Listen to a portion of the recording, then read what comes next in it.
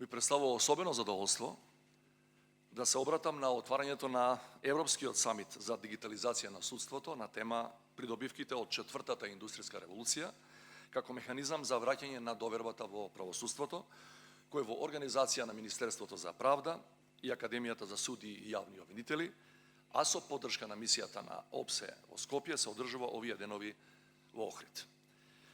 Дигиталната трансформација на нашите општества веќе одамна не е само технолошка визија на поединци или предмет на академски и стручни дискусии за иднината, туку е наша реалност.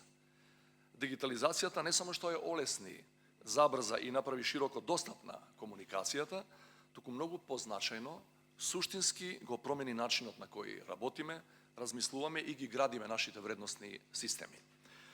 Со години дигитализацијата беше третирана како технолошка играчка, релевантна само за оние кои непосредно се занимаваа со информатичката технологија. Директен доказ за ова тврдење е игнорирањето на дигитализацијата од страна на повеќето правни системи, прво преку непрепознавање на незините предности и второ преку непрепознавање на предизвиците, па и опасностите што ги носи брзата или неконтролирана дигитализација. Првите акти на Европската Унија што директно се однесуваа на дигитализацијата беа во областа на заштита на личните податоци, со оглед на тоа што многу брзо стана јасно дека информатичките системи собираат неспоредливо повеќе лични податоци отколку кој било хартиен формулар, а тие така собрани податоци можат да се искористат за дозволени цели, но и да бидат злоупотребени. Многу подоцна, кон самиот крај на минатиот век, Европската Унија донесе акти за електронски потпис, со што за прв пат дигиталните алатки од средство за комуникација почнаа да се трансформираат во средства кои овозможуваат действија со цел да се постигне определена правна последица.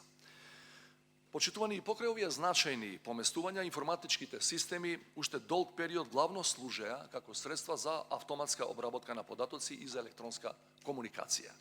Клучната промена ја донесе големата здравствена криза од 2020-та, низ која се уште поминуваме како последица на пандемијата на COVID-19. Сите релевантни податоци од последните 2 години потврдуваат дека пандемијата не беше голем предизвик само за нашите здравствени системи, туку и предизвик за државната управа и за правосудството во целина. Освен брзиот раст на електронската трговија и електронските плаќања и ограничувањето на движењата, забраната за собирање на повеќе луѓе на јавни места и долгите часови на генерална забрана за напуштање на домовите, има директен ефект врз функционирањето на управата и правосудството. Животот на улиците, плоштадите и во трговските центри запре, но не запреа потребите на граѓаните за услугите што ги дава управата, ниту можеше да запре работата на правосудните органи. За жал, првата прилика кога електронските документи не беа само дополнување на хартиената верзија на истите тие документи, туку започнаа да бидат признавани како валидни и само во електронска варијанта, беше кога за краток временски период надлежните институции требаше да издадат и достават огромен број на решенија за изолација, потврди за прележана болест или за вакцинација, но и кога беа примени и илјадници апликации од граѓани кои ги загубија своите работни места и се пријавуваа за помош, како и стопанските субјекти за мерките за поддршка на нивната економска активност. Многу поголем проблем беше затворањето на правосудните органи, особено кога стана јасно дека истрагите и рочиштата не може да се одложуваат на долги периоди, а не беше јасно колку ќе трае кризата. Во таква ситуација се постави прашањето како може да се искористи дигиталната технологија за правосудните органи да продолжат да ја извршуваат својата функција во период на пролонгирана криза со неизвесен крај. Вие најдобро знаете пред каков сложен предизвик се најдовте кога дигиталната технологија требаше за краток временски период да ги замени судските постапки во живо и да ја овозможи правдата за сите засегнати граѓани во ситуација, да бидеме искрени, на нецелосно разработени прописи. Како и секоја криза, така и ова е шанса за промени на подобро, под услов да сакаме да ги научиме лекциите од изминатите 2 години.